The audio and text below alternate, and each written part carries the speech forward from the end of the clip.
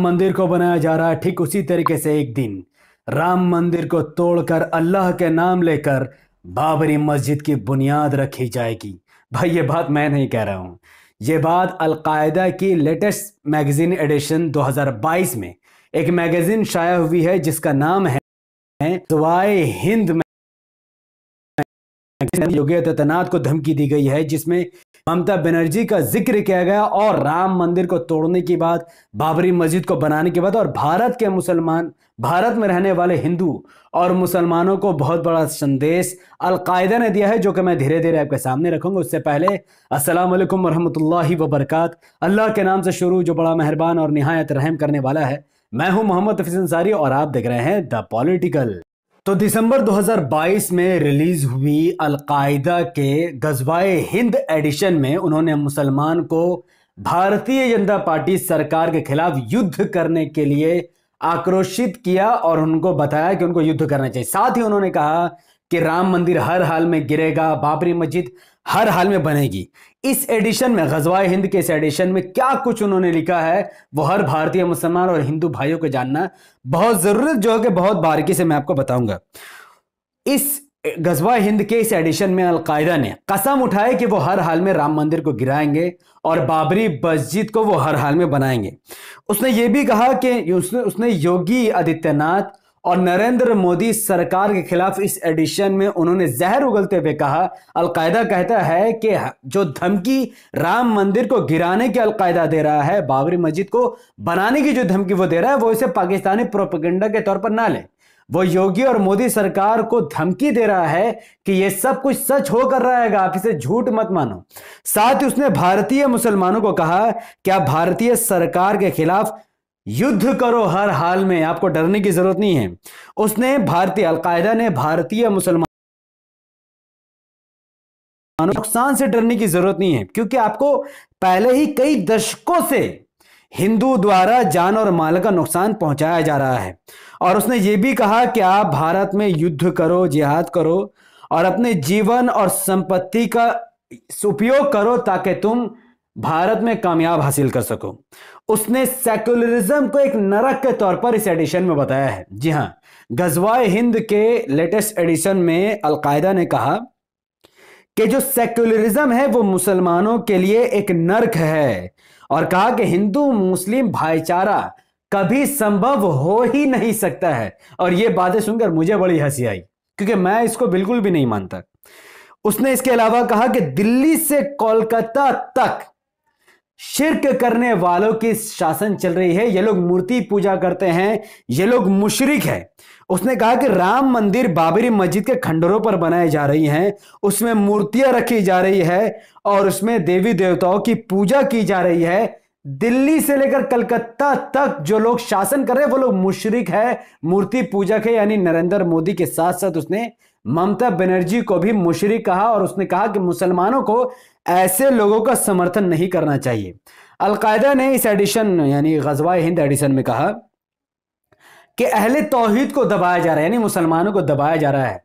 जिस अजान में शिर्क के ला शरीक अल्लाह शब्द जैसे अजान को दबाकर भजन को जबरदस्ती थोपा जा रहा है।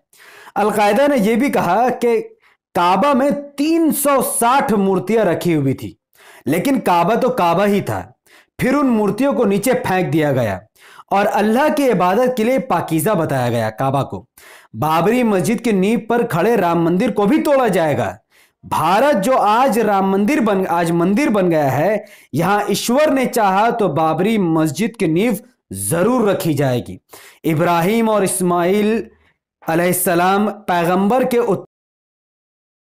पैगंबर मोहम्मद सल्लल्लाहु अलैहि वसल्लम लगभग 5000 साल पहले मक्का मुकरमा के दृश्य को दोहराएंगे भारत में। यानी जैसा मक्का में मूर्तियों को तोड़ तोड़कर फेंका गया था और मक्का काबा को पाक किया गया था, ठीक उसी तरीके से वो राम मंदिर को तोड़कर बाबरी मस्जिद को बसाएंगे और मूर्तियों को वहां से बाहर फेंककर बाबरी मस्जिद को भी पाक करेंगे, ऐसा अल-कायदा दावा कर रही है।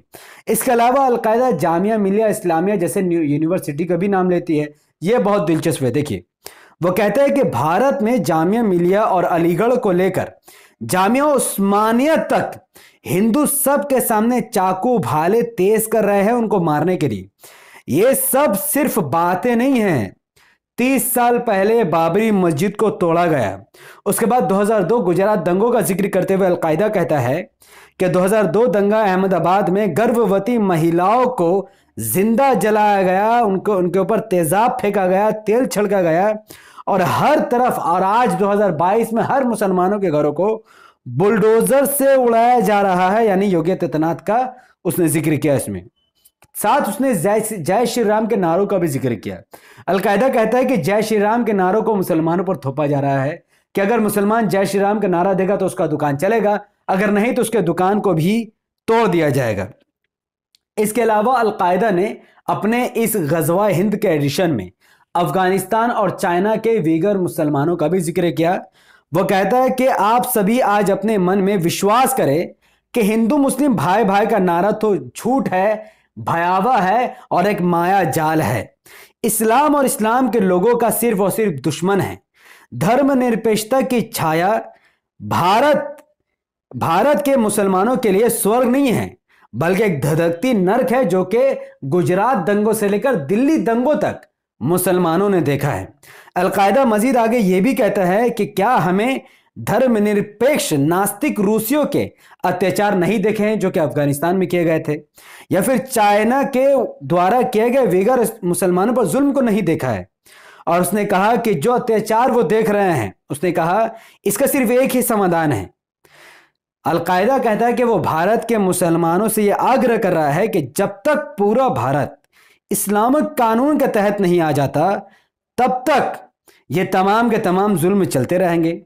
और मुसलमानों से उसने ये कहा कि मूर्ति पूजा करने वालों के अधीन रहना शर्मनाक है। यानी जो भी सरकार, हिंदू सरकार है जो मूर्ति पूजा कर रही है, ऐसे सरकार को वोट देना बिल्कुल भी गलत ही रही है। और वो कह रहे हैं कि भारतीय मुसलमानों से कि गैर मुसलमानों के साथ रहना बिल्कुल भी संभव नहीं है। अब मैं अलकायदा को यह जवाब देना चाहूंगा, जहां तक देखो अलकायदा कौन सा संगठन है, टेररिस्ट संगठन, ये सब जानता है। अगर अलकायदा दूर से ये देख रहे गलत है, मुसलमानों के साथ लिंचिंग हो रहा है, ये गलत है। सच बात यह है कि कुछ हिंदू ऐसे हैं जो मुसलमानों को मार रहे हैं। ज्यादातर मेजोरिटी हिंदू ऐसा नहीं कर रहा। अगर ऐसा करते तो फिर भारत में मुसलमान बचते कैसे? सबसे पहला पॉइंट। दूसरा पॉइंट, हां भारत में मुसलमानों के साथ लिंचिंग हो रही है, जो कि मुट्ठी बराबर संगठन कर रहे हैं, जैसे कि बजरंग दल, विश्व हिंदू परिषद, हिंदू युवा वाहिनी। इसमें हजारों हिंदू होंगे पर करोड़ों लाखों हिंदू नहीं है। तो हर हिंदू को इस बेस पर मर्डरर, खूनी बता देना, यह अलकायदा की गलत सोच है।